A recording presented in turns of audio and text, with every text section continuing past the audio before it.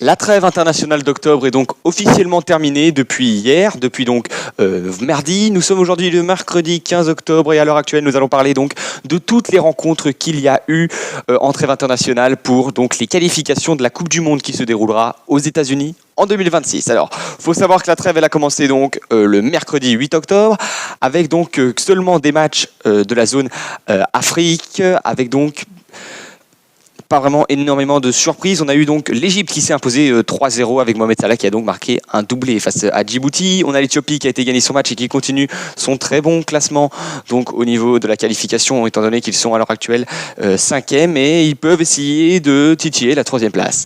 Alors le Cap-Vert face à la Libye, ça a été une surprise, le Cap-Vert qui était sur une très bonne lancée mais qui a donc été chercher un match nul face à la Libye qui est à l'heure actuelle 3e du classement. On a le Cameroun qui s'est imposé 2-0 face aux îles Maurice.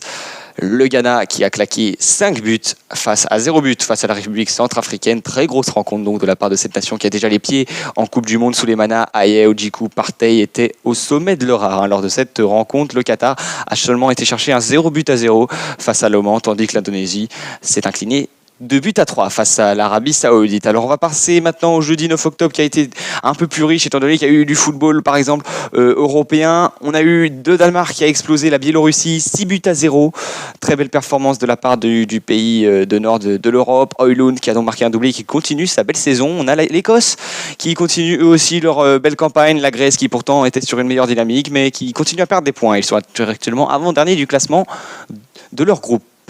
La Finlande s'est imposée 2-1 face à la Lituanie. Les Pays-Bas ont claqué 4 buts face à 0 contre Malte, doublé pour Gakpo sur penalty, Reinders et Memphis Depay. L'Autriche a mis un 10-0 face à Saint-Marin. Très belle performance de la part de ce pays avec donc 4 buts de Arnautovic. Alors on peut parler également de 0-0 face à la Tchéquie pour la Croatie. Un peu décevant, on attendait un peu plus avec donc Luka Modric qui était aligné, qui n'a pas fait une mauvaise rencontre mais qui n'a pas su apporter la victoire à son équipe. L'Algérie a été cherchée au niveau de la zone Afrique 3 points avec 3-0 face à la Somalie. La Guinée, eux aussi, ont été chercher leur victoire 2-1. La Libéria également. Pas d'autres grands matchs au niveau des qualifications de la Coupe du Monde le jeudi 9 octobre. Alors, au niveau du vendredi 10 octobre, l'Allemagne a gagné 4-0 face au Luxembourg, emporte les 3 points pour la qualification. On a eu l'Irlande du Nord avec 2-0, s'impose face à la Slovaquie. On a eu une victoire de la Suisse face à la Suède qui est donc dernier de son groupe. La Suisse qui continue son bon petit parcours, même s'ils n'ont pas non plus dans leur meilleure forme, mais ils sont presque au top du top parce qu'ils ont fait 3 victoires et un nul. Donc, dans cette campagne, ils sont premiers de leur groupe. Alors, la France a claqué 3-0 face à l'Azerbaïdjan. L'équipe de France a donc très bien performé avec un but de Thauvin, Rabiot et Kylian Mbappé. Cela fait longtemps qu'on n'avait plus vu l'ex-Marseillais porter la tunique. Alors, on a la Belgique qui, vendredi soir, a fait 0-0 face à la Macédoine du Nord. Ils ont dominé le match, mais ils n'ont jamais su être assez réalistes pour aller trouver le chemin des filets.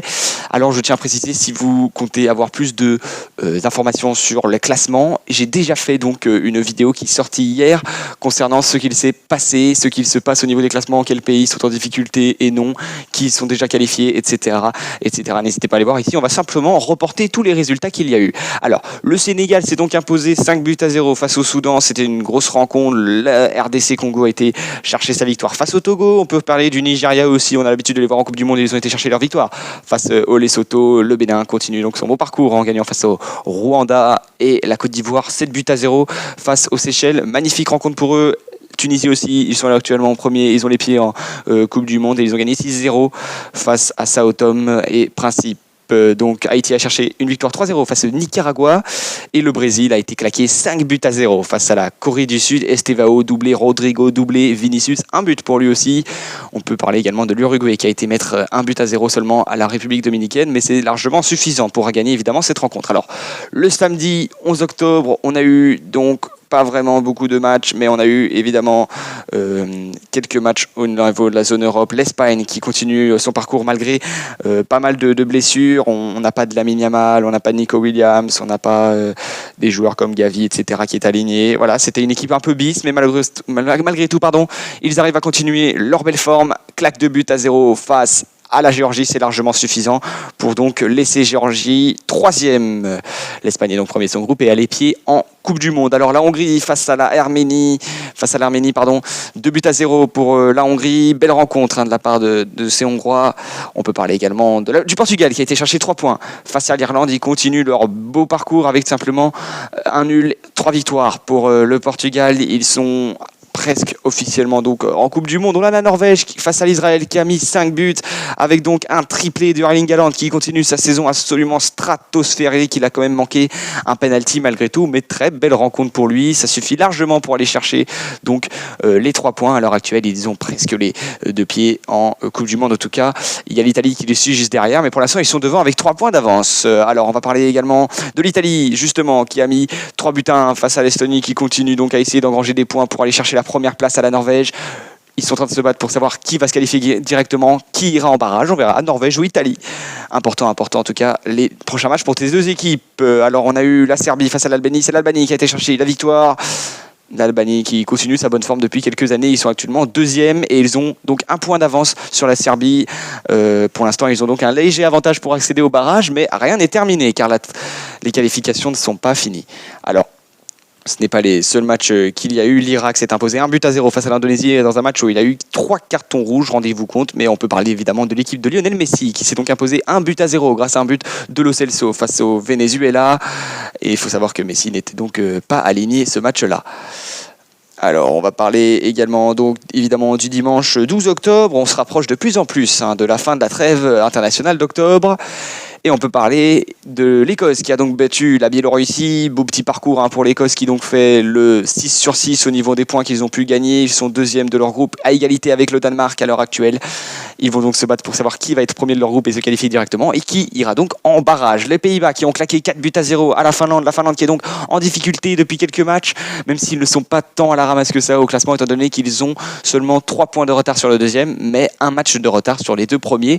Pour l'instant, la Pologne a un avantage considérable pour se qualifier à la place de la Finlande pour les barrages de Coupe du Monde. Alors, Chypre a mis 4-0 à Saint-Marin. Le duel des faibles a été remporté donc par le club Chypre. On peut parler également de la victoire 3-0 face à Gibraltar. Ce n'est pas brillant, mais au moins ils ont été chercher la victoire. Ces Croates avec donc un Luka Modric qui n'a pas été aligné lors de ce match-là.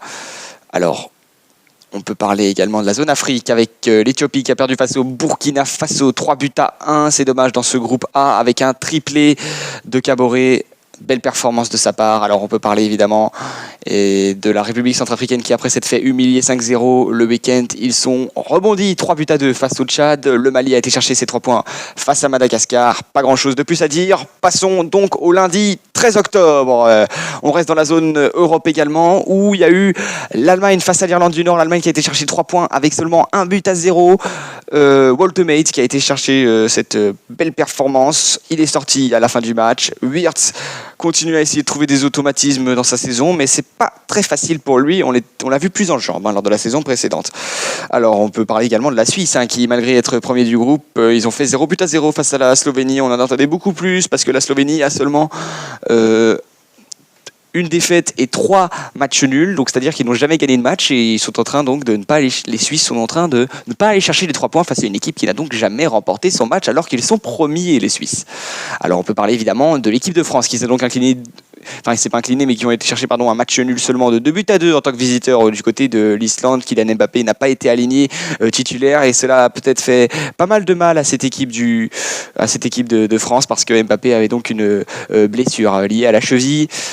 Jean-Philippe Mateta a quand même marqué son premier but sous le maillot des Français et Lucas Digne, lui, a été donc l'homme du match avec sa passe décisive et son match défensif et offensif impeccable. Alors on peut également parler évidemment de la victoire 4-2 de la Belgique qui après avoir fait 0-0 face à la Macédoine du Nord rebondit vaguement. On voit simplement 2 buts de Kevin De Bruyne sur penalty, belle rencontre de la part des Diables Rouges, mais voilà, encore heureux. Ils ont les armes pour aller chercher bien plus haut. Ils ont quand même des Jérémy Doku, Onana, De Bruyne. Ils ont des stars et des anciennes stars de Première Ligue, de Kuiper, etc. Voilà. Victoire donc pour la Belgique qui continue dans cette coupe, dans cette qualification. Et à l'heure actuelle, ils sont très très bien partis pour se qualifier pour les phases de poule de Coupe du Monde. Alors, On peut parler évidemment de la zone Afrique. Le lundi 13 octobre, il y a eu une victoire 3-0 du Cap-Vert face à Swatini. Donc, ils continuent à asseoir leur avance, c'est le cas de le dire, cette équipe du Cap-Vert. La Tunisie, eux aussi, continuent leur belle campagne en qualification en ayant mis 3-0 à la Namibie. L'Uruguay face à l'Ouzbékistan en match amical a mis 2-1. Nous allons passer donc à la dernière journée de trêve internationale.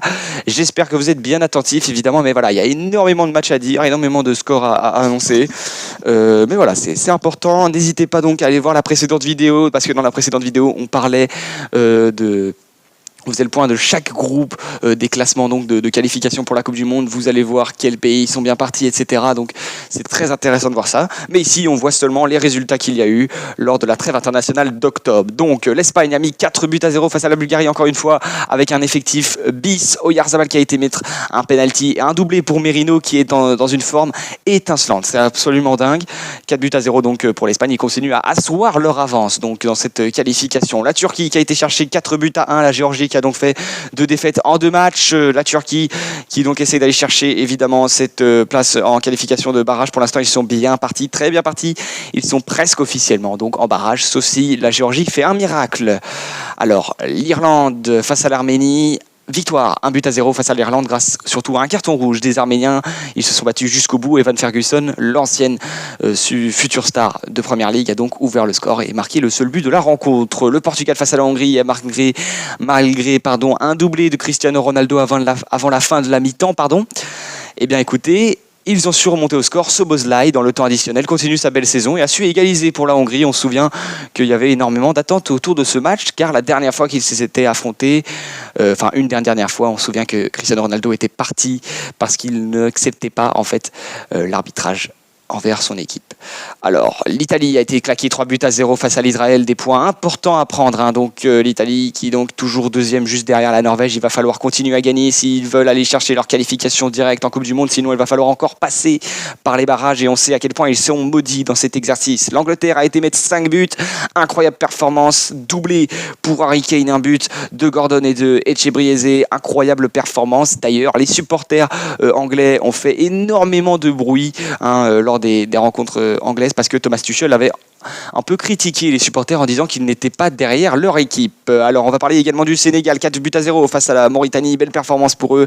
Ndiaye, Sadio Mané a mis un doublé, surtout incroyable pour eux. Le RDC Congo a été mis mettre 1-0 et été chercher 3 points face au Soudan. C'était une rencontre importante parce que c'était le 2e et 3e qui s'affrontent et puis le Congo est en train de se battre face au Sénégal pour la place directe en qualification de Coupe du Monde. On peut également parler du Nigeria qui a été claqué 4-0 face au Bénin. Le Bénin qui était dans une forme étincelante par le passé mais qui régresse petit pas par petit pas. Après voilà, ils ont peut-être un peu surperformé. L'Afrique du Sud a claqué 3-0 face au Rwanda, belle performance de leur part. Le Maroc continue avec 1-0 face au Congo, belle performance pour eux. Achraf Hakimi a été passeur donc lors de cette rencontre pour Al-Nassr. Et la Gambie a mis 7-0 face aux Seychelles. Le Gabon a gagné 2-0 face au Burundi. La Côte d'Ivoire a claqué 3 buts face au Kenya.